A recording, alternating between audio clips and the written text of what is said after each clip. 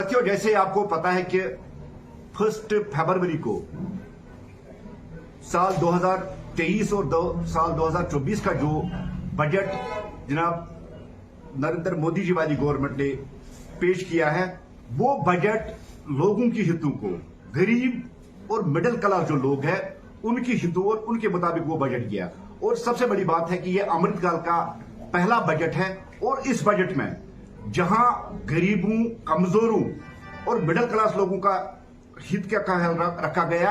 वहां साथ साथ जो हमारे हार्टिकल्चर सेक्टर है या एग्रीकल्चर सेक्टर है या हमारा किचन है,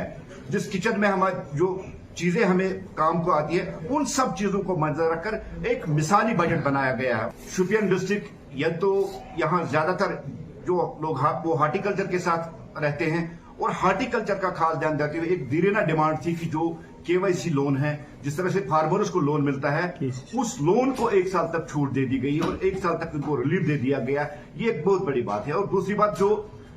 पीएम आवास योजना के तहत जो मकान दिए जाते थे, डिमांड बहुत ज्यादा हुआ करती थी उसकी, लेकिन फंड्स उतना ज्यादा नहीं आता था। लेकिन आज पहली बार 66% जो फंड्स उसमें ज्यादा वागुजार किए गए हैं, ताकि मोदी जी का जो नारा है कि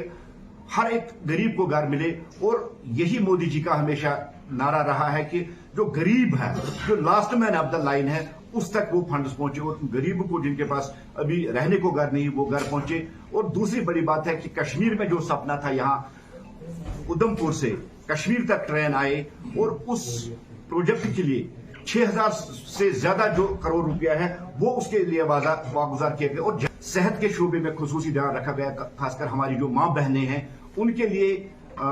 इसमें अलग एक पैकेज दिया गया है। इसी तरह से सबका साथ, सबका विकास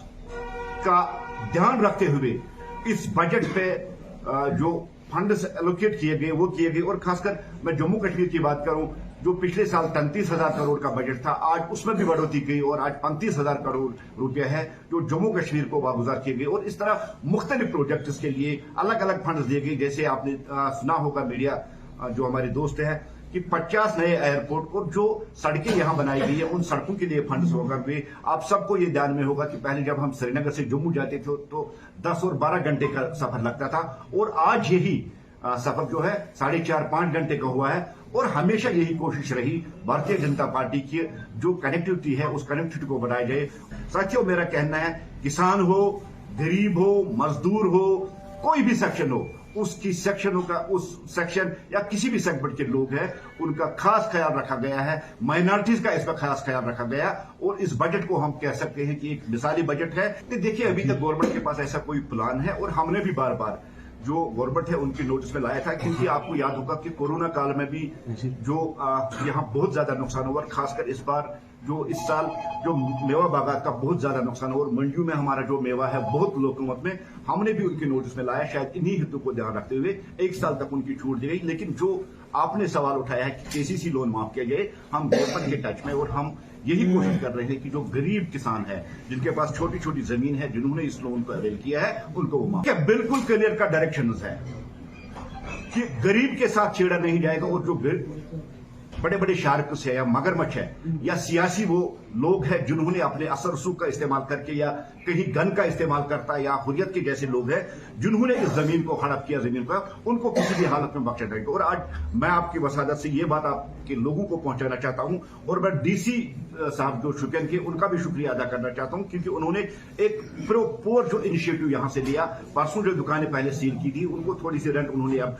रेंट के पर वो दुकानें भी खोल दी थी, और उसने भी यही पूरी इंश्योरेंस दी है कि हम गरीबों के साथ छेड़ेंगे, चाहे वो रामनगरी हो, चाहे वो जैदपुरा का इलाका हो, चाहे वो शोपियान का इलाका हो। जो गरीब लोग हैं, गरीबों के साथ कहीं छेड़ा नहीं। और जहां तक महबूबा मुफ्ती का इल्जाम है,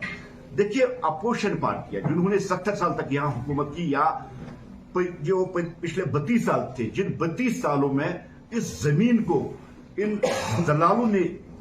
बांट लिया है अपने दोस्तों में, रिश्तेदारों में, उनमें सबसे बड़े जो नाम आते हैं वो पॉलिटिकल बाबूज है। और जो बाबा का ये बुलडोजर है, ये बाबा का बुलडोजर है,